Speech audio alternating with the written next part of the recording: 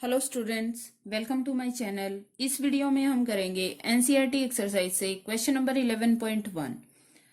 ये एक direct question है। आइए स्टेटमेंट रीड करते हैं। Find the maximum frequency and minimum wavelength of X rays produced by 30 kilovolt electrons. इस क्वेश्चन में हमें फाइंड आउट करना है एक्स रेज जो प्रोड्यूस हो रही है इलेक्ट्रॉन्स से, जो इलेक्ट्रॉन्स एक्सेलरेटेड है अंडर 30 किलोवोल्ट पोटेंशियल डिफरेंस, और इन एक्सरेज की मैक्सिमम फ्रीक्वेंसी क्या होगी और मिनिमम वेवलेंथ क्या होगी, ये हमें कैलकुलेट करना है। आइए डेटा को लिस्ट अप कर लेते हैं। डेटा में एक ही चीज हमें दी गई है, वो दी गई है कि इलेक्ट्रॉन्स जिस पोटेंशियल डिफरेंस के अंडर एक्सेलरेट हो रहे हैं वो पोटेंशियल डिफरेंस है 30 किलोवोल्ट। तो पोटेंशियल डिफरेंस हमें दिया गया है 30 kilovolt. Kilo means 10 to the power 3, that means it will be 30 into 10 to the power 3 volt. ठीक है, हमें फाइंड आउट करना है maximum frequency new max and minimum wavelength lambda minimum. अब यहाँ पे आपको समझना है कि इलेक्ट्रॉन्स जो कि under some potential difference accelerate होकर रेस प्रोड्यूस कर रहे हैं, तो उन इलेक्ट्रॉन्स की एनर्जी कैलकुलेट कैसे की जाएगी। उन इलेक्ट्रॉन्स की एनर्जी कैलकुलेट की जाती है by the formula E into V. ठीक है, E मिनिमम चार्ज की वैल्यू है, E इंटू वी। और अगर हम बोलें कि एक्स रेज प्रोड्यूस हो रही है तो उन रेज की एनर्जी कितनी होगी in terms of radiation, it will be H new. ठीक है, तो इलेक्ट्रॉन्स के कारण जो एक्स रेज प्रोड्यूस हुई, उन एक्स रेज की जो एनर्जी होगी वो क्या होगी, एच न्यू। ठीक है, तो इन दोनों फॉर्मूले को हम इक्वेट कर देंगे। EV is equal to H nu, एक इन टर्म्स ऑफ इलेक्ट्रॉन और एक इन टर्म्स ऑफ रेडिएशन। ठीक है, तो दोनों को ही इक्वेट किया, हमें मिला H nu is equal to EV, nu is equal to EV upon H. अब अगर एनर्जी किसी तरह की वेस्ट नहीं हो रही है, लॉस नहीं हो रहा है, तो मैक्सिमम फ्रीक्वेंसी कितनी जनरेट होगी या उन रेज की मैक्सिमम फ्रीक्वेंसी क्या होगी, उस फ्रीक्वेंसी की कैलकुलेशन हम यहां से कर सकते हैं। मीन्स ये न्यू ही न्यू मैक्स होगा।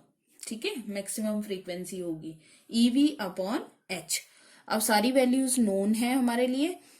E है minimum charge which is 1.6 into 10 to the power -19 coulomb, और V हमें गिवन है। H की वैल्यू प्लैंक्स कांस्टेंट की वैल्यू होती है 6.63 इंटू 10 to the power -34। ये वैल्यूज हम इसमें पुट कर देंगे। E के प्लेस पर हमने ये वैल्यू प्लेस की। V की वैल्यू है 30 into 10 to the power 3 volt. सबको ऐसा ही सिस्टम में रखना है। H की वैल्यू ये है। ठीक है, तो सब वैल्यूज को हमने प्लेस किया। देन हम आगे बढ़ते हैं, सॉल्व करते हैं इसको। न्यू मैक्स होगा 1.6 इंटू 3 होगा 4.8। 10 की पावर्स को कलेक्ट कर लेते हैं। 10 की पावर है -19, यहाँ पर 1 और यहाँ पर 3, तो ये हो गया 10 to the power 4 प्लस 4 और ये है -19, तो 10 to the power -19 plus 4 divided by 6.63 into 10 to the power -34। इसको और सॉल्व कर लेते हैं। 4.8 into 10 to the power -15 divided by 6.63 into 10 to the power -34। आगे बढ़ते हैं। 4.8 डिवाइडेड बाय 6.63, 10 की पावर को फिर से कलेक्ट कर लेते हैं। -15 और 34 ऊपर जाकर के होगा +34, तो ये हो जाएगा 4.8 divided by 6.63 into 10 to the power 19।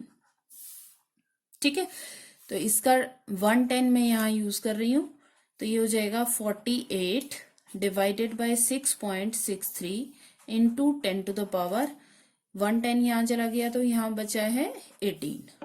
ठीक है, इसको हम डिवाइड करेंगे, हमें मिलेगा 7.24 इंटू 10 to the power 18।